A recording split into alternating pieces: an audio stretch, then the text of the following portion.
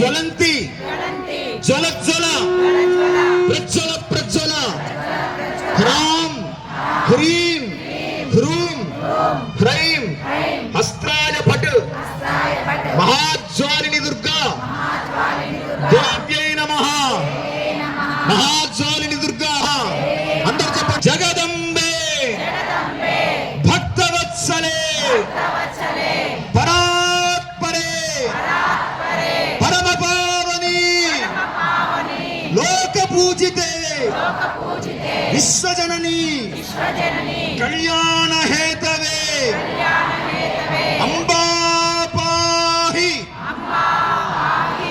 జగదంబా పాహి మాతా పాహి జగన్మాతా పాహి. జై శ్రీ సిద్ధేశ్వరానంద భారతీ స్వామి వారికి, జై శ్రీ రమ్యానంద భారతీ స్వామిని వారికి, జై సద్గురు మహారాజ్ కి, శ్రీమద్ రమణ గోవింద హరి హర నమ పార్వతీ పతయే. ఆ దీపదేవిని నెమ్మదిగా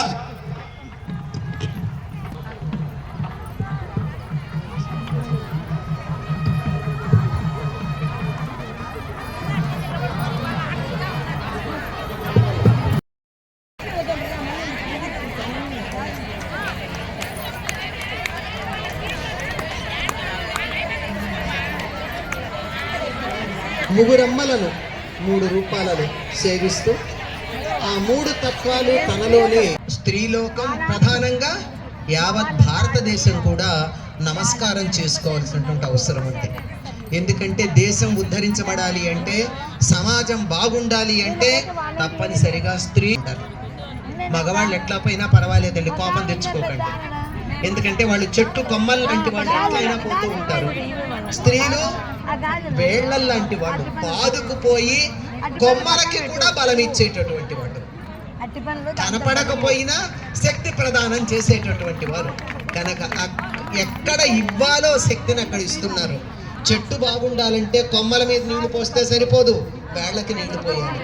ఆ పని చేస్తున్నటువంటి మాతాజీకి దేశమంతా కూడా కృతజ్ఞతలు చెప్పవలసినటువంటి అవసరం ఉందని చెప్తూ నాకు ఈ 2 మాటలు మాట్లాడే అవకాశం ఇచ్చినందుకు మాతాజీకి పాదాభివందనం. డాక్టర్ ఎన్ అనంతలక్ష్మి గారికి హృదయపూర్వక ధన్యవాదాలు. అదే సమయంలో దరిదాపుల్లో అదే కాలం అనుకుంటాను, 11 ఏళ్ల క్రితమే అనుకుంటా ఇది ఇక్కడ ప్రారంభమైంది.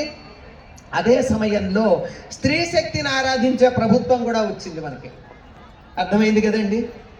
అన్ని ప్రధానమైనటువంటి అంశాలలోనూ స్త్రీలకే ప్రాధాన్యం ఇస్తూ వారే సరైనటువంటి నిర్ణయాలు తీసుకోగలరు, వారే తమ శాఖలని దేశాన్ని కూడా చక్కగా నడిపించగలరు అనేటటువంటి నిర్ణయాలు తీసుకోవడం కేంద్ర స్థానంలోనే కనపడుతూ ఉంది.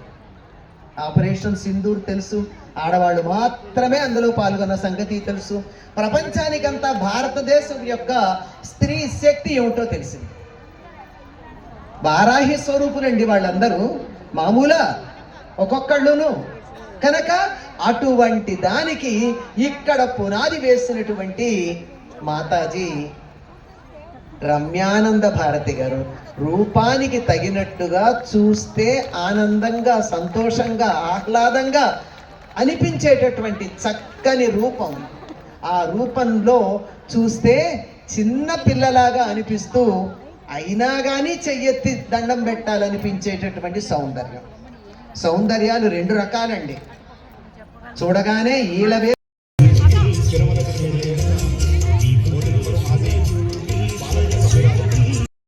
సమర్పిస్తున్న సభక్తితో అందరూ కూడా దర్శించండి. జై వారాహి. అంటే స్త్రీలు తలుచుకుంటే సాధించలేనటువంటిది ఏదీ లేదు అని ఇవాళ మనం మరొకసారి నిరూపించుకున్నాం. ఇందాక లలితా సహస్రనామం చదువుతూ ఉన్నప్పుడు మధ్యలో 1-2 సార్లు మైక్ పక్కకు జరిగింది. మీరేమైనా అనుకుంటున్నారా అనంతలక్ష్మి గారు అన్న? లేదండి, అన్నీ కరెక్ట్గా టైంకి జరిగాయి, పూర్తి చేశాను, శివశక్తిక రూపిణి లలితాంబిక అనుకున్నాం, దీపం వెలిగించడం జరిగింది అని చెప్పారు. అంటే ఏది ఎప్పుడు జరగాలో అమ్మవారు ముందే నిర్ణయించి ఉంటుంది. మామూలుగా దేవత కనుక ఒక చోటికి రావాలంటే ఏం చేయాలి? శుద్ధి చేయాలి. శుభ్రం చేయాలి. ఇవాళ మీరు కార్పెట్స్ మీద అంతా కూర్చొని ఉన్నారు. మిమ్మల్ని ఎలా భావిస్తున్నామా? అక్కగా భావిస్తున్నామా? చెల్లిగా భావిస్తున్నామా? కాదు, సాక్షాత్ అమ్మవారిగా భావిస్తూ ఉన్నాం. మరి అమ్మవారి వచ్చి కూర్చుంటే ప్రకృతి ఎలా పులకరిస్తుందో తెలుసా? నిన్న రాత్రి ఈ కార్పెట్స్ వేసే ముందర గ్రౌండ్ శుభ్రం చేశారు. వస్తున్నటువంటి వాళ్ళు శక్తి స్వరూపమైనటువంటి మహిళలు కొన్ని వర్షపు చిరు జల్లు ఇక్కడ కురిపించి మొత్తం రాత్రి ఇక్కడ శుభ్రం చేయటం జరిగింది. మన వాళ్ళు అన్నారు, వర్షం పడుతోందేమో, ఎలా రేపు కార్యక్రమం అంటే పరమేశ్వర్ ఒకటి నిర్ణయించింది, ఆమె రావాలని సంకల్పించింది.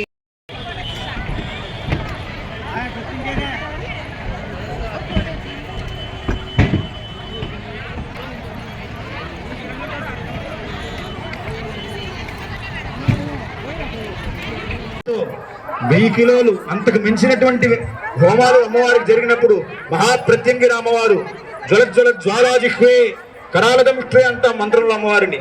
ఆ జ్వాలల్లో ప్రత్యంగిర అమ్మవారు ప్రత్యక్షంగా మనకి అనుగ్రహిస్తున్నట్టు ఆమె జ్వాలలు, ఆమె ముఖము ప్రత్యక్షంగా కనిపిస్తున్నది. ఆ తాలూకు జ్ఞాపకాలు మనందరితో పంచుకోవాలనుకుంటున్నారు మాతాజీ వారు. ఎంతో అద్భుతమైనటువంటి ఈ చిత్రాలు ఈ సమయంలో చూడండి అందరూ.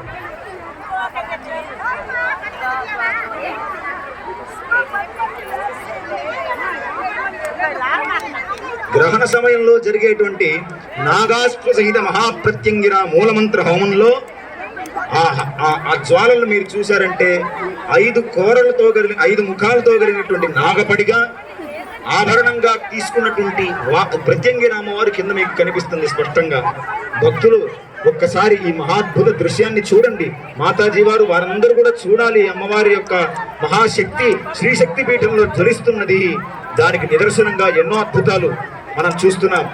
ఈ పూట వర్షాన్ని మనకు అనుగ్రహంగా ఎలాగైతే అమ్మవారు కురిపించిందో అనుకునేటటువంటి చక్కని రూపం ఎక్కడి నుంచి వచ్చింది?